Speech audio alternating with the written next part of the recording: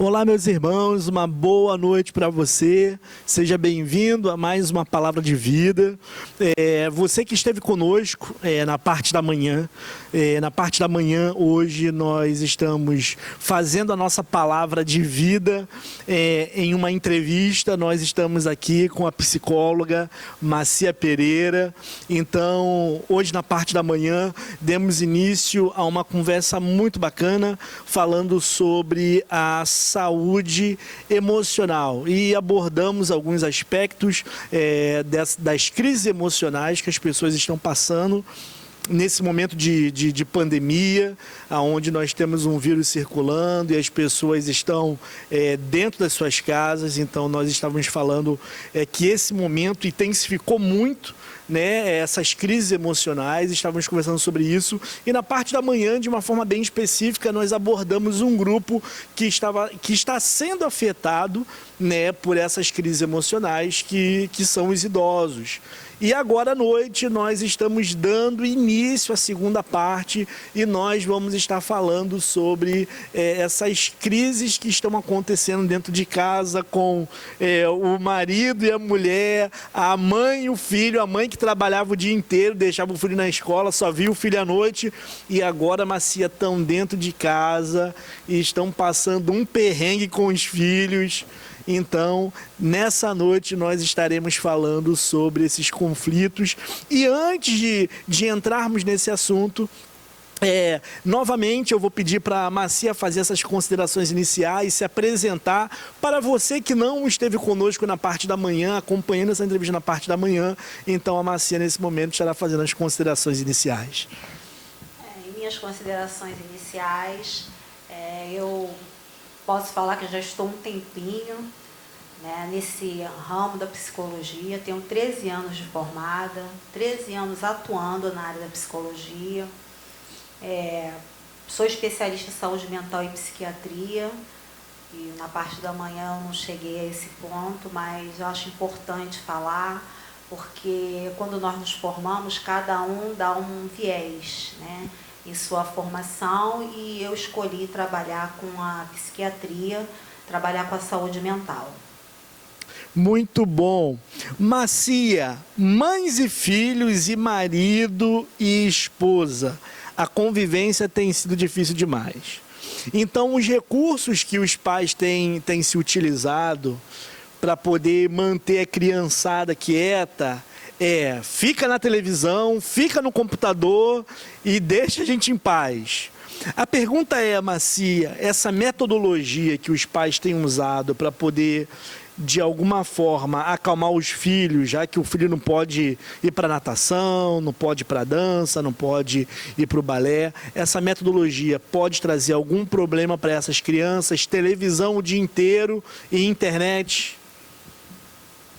Eu acredito até que possa, porque essa não é a proposta. A proposta é que, enquanto você está em casa com seu filho, está tendo essa oportunidade dessa convivência, que você venha procurar entender esse filho, que hoje é uma criança, que amanhã vai ser um adolescente, para você não chegar naquela fala, né? Eu tenho um aborrecente dentro de casa, uma fala que nenhum profissional que trabalha com a saúde mental concorda. Eu discordo plenamente, porque filho é filho, sendo ele criança, bebê, criança, adolescente, adulto, filho é filho. E jamais vai ser um aborrecente, porque filhos são bênçãos, são presentes que Deus nos dá. E quando Deus entrega esse presente, nós não sabemos o que tem dentro da caixa. Então é oportunidade de nós moldarmos esse relacionamento, aproximarmos dos nossos filhos e começarmos a entender um pouco o universo dos nossos filhos, o limite, porque cada um de nós temos os nossos limites e a criança não é diferente. O tempo que a criança tem que ficar muda, teria que ficar muda, que não tinha como dialogar, que não poderia falar, não poderia se expressar, esse tempo passou. Hoje as crianças, está me desafiando, não. Ele está verbalizando, ele está querendo chamar sua atenção, ele está querendo falar do que ele precisa, do que ele necessita, ele quer falar o que ele passa na escola, ele quer falar o que ele passa no parquinho, ele quer falar o que ele passa no seio da família. E é a oportunidade de nós conhecermos os nossos filhos. Como nós vamos conhecer? Vamos nos aproximar através de brincadeiras, através de conversa, através de uma união, através de todos pararem um momento e nos conhecermos, nos aproximarmos. Essa é a proposta. Eu acredito que essa é a proposta desse isolamento.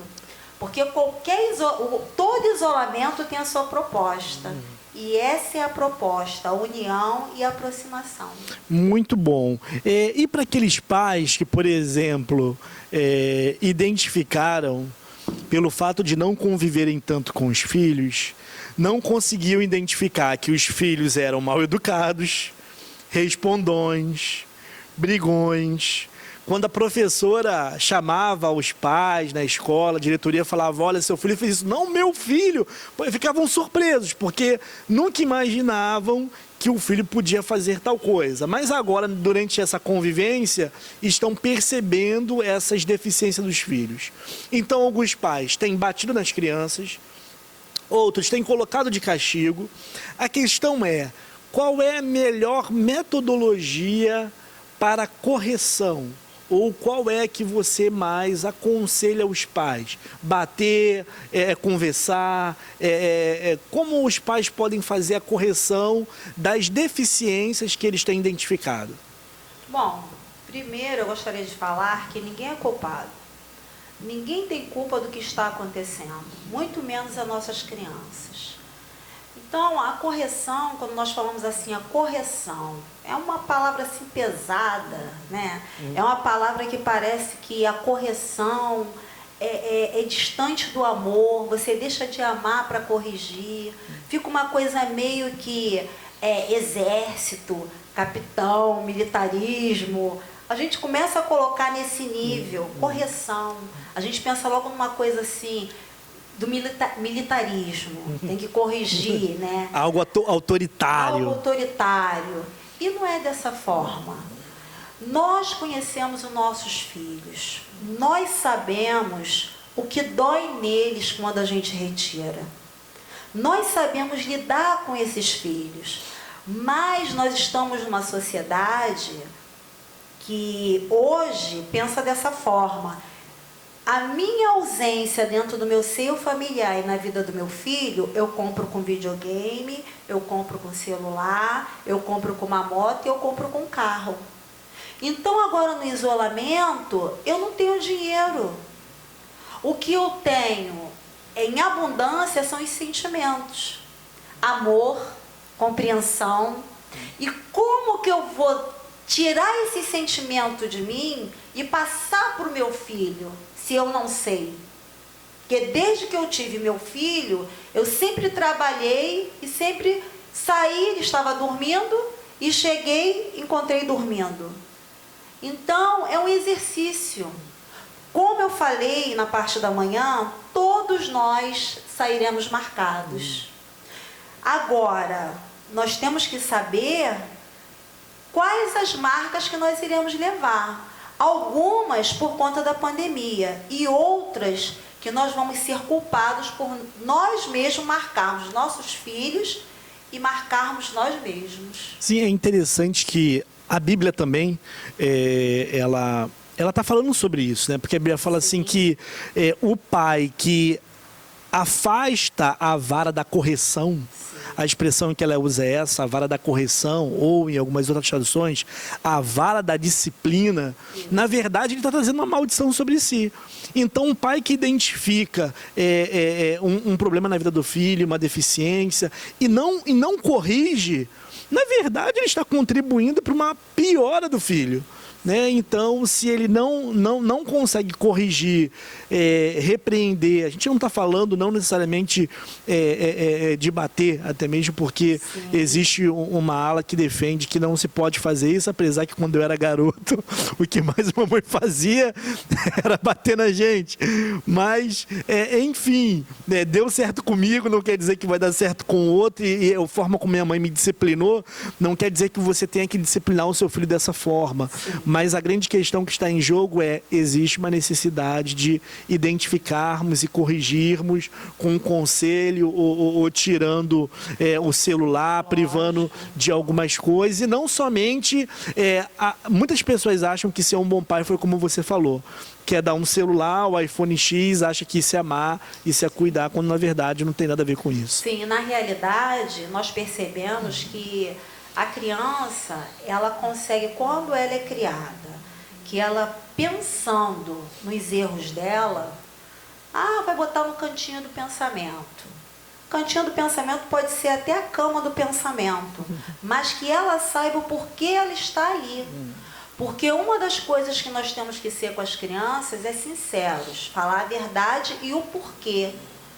Assim a gente consegue alcançar e a criança consegue alcançar a correção sem precisar de agressão, porque é desnecessário realmente.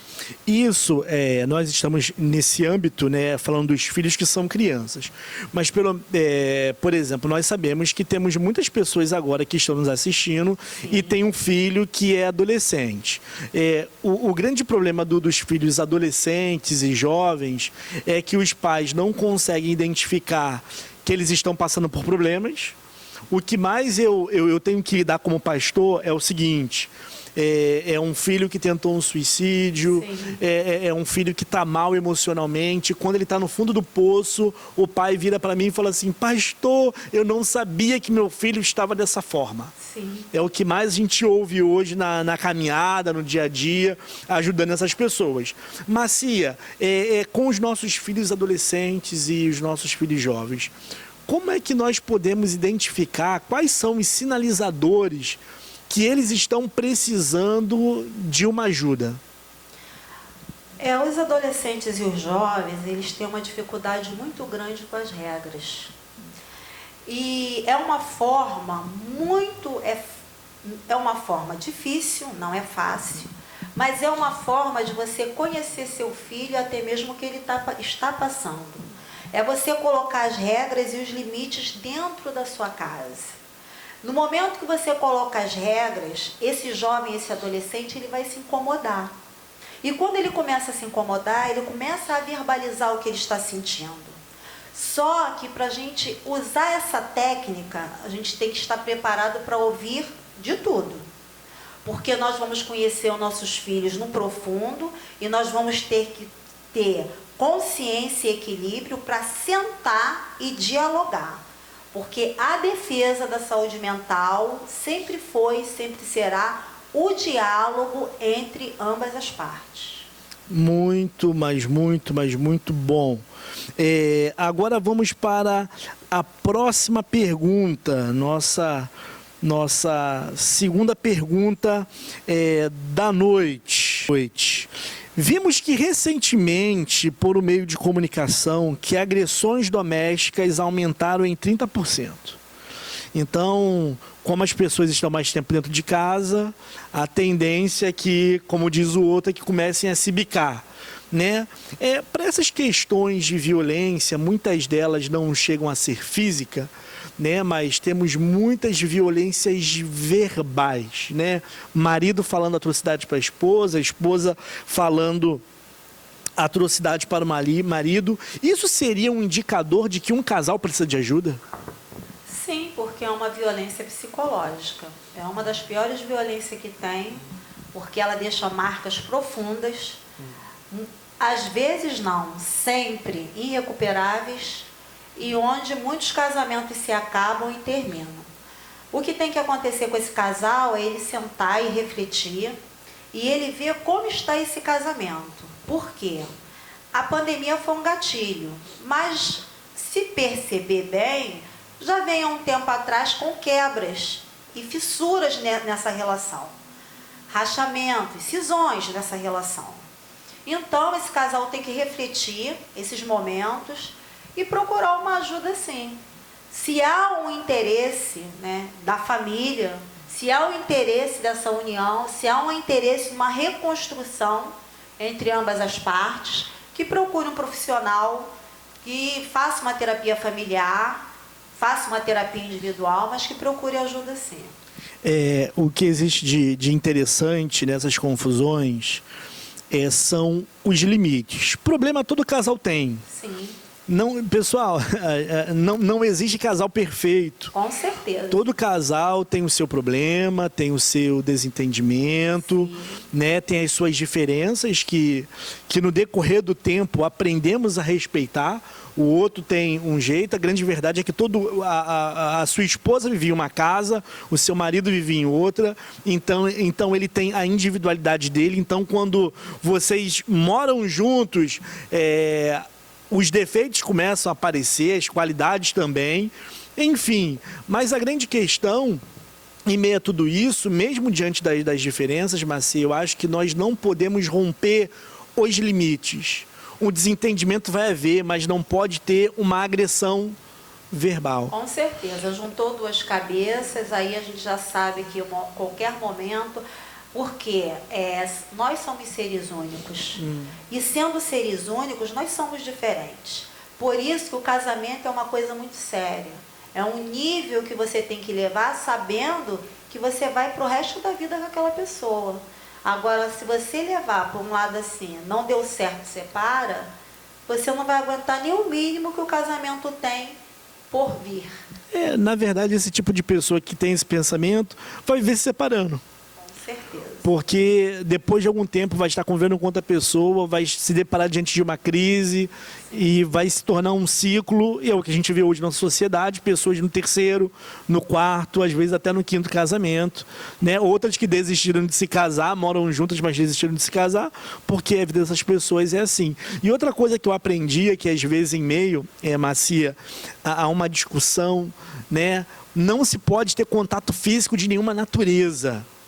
Não se pode pegar no braço do outro, não se pega na mão, não se coloca a mão no outro. Termino respeito. É isso aí, então não se pode romper limites. Então eu acho que a Macia está falando é muito verdadeiro. Se você identificou que você tem rompido esses limites, você que me assiste, você que nos assiste, né? Procure uma ajuda agora, uma ajuda psicológica, uma terapia de casal, uma ajuda pastoral. Conversa com o pastor, se abre. Não deixa isso se agravar, porque no decorrer do tempo, Macia, quando não é corrigido agora, o tempo vai passando e as coisas vão se agravando. Era só verbal, mas daqui a pouco se torna física, aí coloca a mão no braço, a esposa que dá o tapa, é o marido que revida, aí depois tudo isso vai... Eu trouxe, pastor, dentro desse tópico, né? Porque é a última pergunta, né, pelo que eu acompanhei, eu trouxe uma situação assim clássica na Bíblia, a questão da Arca de Noé. Noé, ele foi orientado por Deus para avisar o povo de tudo que iria acontecer. E o povo, a si mesmo, ele foi muito resistente. Só que Noé pegou toda a família dele e levou para a arca, junto com os animais. E nós sabemos toda a história, que conviveram ali dias e dias. Nós não sabemos o que aconteceu dentro da arca, porque na Bíblia não tem relatado as miúcias. E nós podemos imaginar, uns com depressão, outro foram casais brigando, Noé fazendo mediação, a esposa de Noé desesperada. Nós entendemos os animais brigando, nós entendemos que não tinha ração adequada para cada animal, que o que tinha todos comiam e ali eles conviveram. No final, o que Noé fez? Começou a soltar os animais, não é isso? Soltou o corvo, depois soltou a pomba veio, voltou, depois ela foi novamente, ela voltou com uma oliveira e depois ela foi solta novamente e não retornou. Então, para nós sentirmos como Deus cronometrou tudo, planejou tudo de uma forma que até o retorno da arca para o mundo, o ser humano, um novo mundo, O mundo novo veio todo arrumado, todo organizado e com muita coerência. Então, daí nós percebemos que a questão do confinamento, a questão da pandemia, eu vejo a Arca de Noé como um confinamento. Seres humanos com a natureza. Sim. Seres humanos em sincronia com os animais. Então, hoje nós percebemos o quê? Os animais estão livres. Eles não passam o vírus para a gente, mas nós passamos para eles. E quem está no local de... Então, nós, seres humanos, hoje estamos em confinamento. Então, houve uma inversão de papéis. Os animais livres e os seres humanos em confinamento. O que acontece?